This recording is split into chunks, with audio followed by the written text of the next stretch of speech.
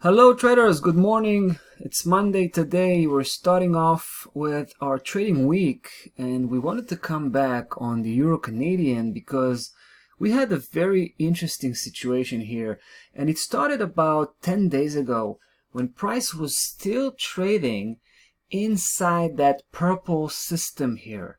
And we've noticed a very strong move at the beginning that kind of broke that setup, broke that top resistance 48.06, and it actually went on to surpass that level by 200 pip. But I gotta tell you, the first minute that we've noticed that price began to pull back, showing this shadow here, this long spike was starting to form, we kind of felt that that was a trap, what we call a bullish trap. It was not a genuine breakout, but rather an overshooting of the Euro Canadian on the upside, which means that it's probably going to come back all those 200 pip and base itself back below 48.06.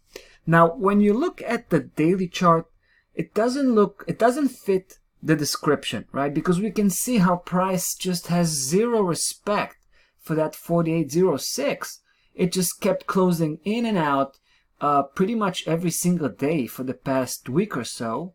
Well, of course, up until last Friday. But basically, it's hard to see the connection looking at the daily chart because the daily chart could be very noisy.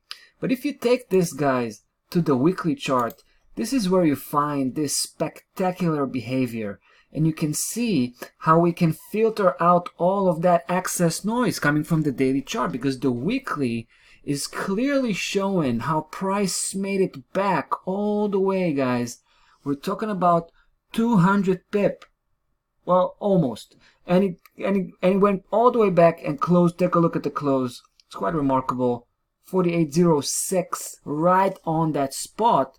And it replicated the same move last week, right? The following week, which was last week, it did that again.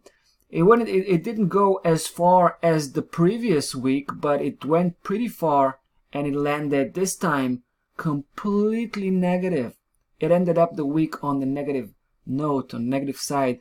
So that's pretty impressive. But that means that this purple system and that 48.06 are very much intact and they're very much valid. So we're just going to keep working with them. But forget about that, because when we noticed that price was starting to form that shadow, that long shadow, and the following day it completely crashed back below 48.06, obviously we felt that, there you go, we're back inside, and that failure breakout had been exposed, right? Has been exposed by us, and we decided to pull the trigger. The first minute we saw price come back and close the first day back below 48.06, and we did that, right? So we pulled the trigger the first time, we pulled the trigger the second time, and guys, take a look what happened here last Friday. It's very encouraging news. Price made it back below, this time below 47.59, and that's the big news, right? Because that's the big one, 47.59. And we can also include 47.41 here, right? So both of these key levels were decisively broken. And we're not talking about just a daily close here. We're talking about a weekly close. Take a second look here, guys. This is the close we had last Friday, 47.17, well below 47.41 and 47.59. Like I said, 47.59 is the big one. Let me show you where this comes from. It comes from the monthly chart. And this is the blue system here. And price basically last month broke that 47.59. And as it did, you can see that this month was, even though it started on the upside and crossed back above at some point, it was just a temporary move here. And price came back all the way. And it's going to end up the month, probably it's going to end up this month, below 47.59, outside of that blue system, which would mean that it's probably going to continue to push downwards until it hits 43.92 at the very minimum, right? At the very minimum. That's going to be our minimum target for this particular bearish position. Now, guys, I also want to mention 46.69 as a local support. We're going to use that level for partial execution. You can see that I have my take profit order right on that spot, but eventually final destination, we're going to try to push all the way to 43.92, and that's a pretty ambitious move considering that we are trading at 47.20 right now. Okay, stop loss level, guys, was the initial placement was 150. We've pushed that stop loss level by 50 pip probably about 2 or 3 days ago.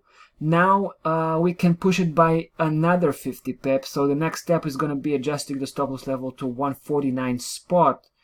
You know, in light of that weekly close below 47.59, we think that should be safe enough. That's about that for the Euro versus the Canadian here. We're taking a bearish standpoint. We're basically escalating our holdings on the Euro Canadian from the short side.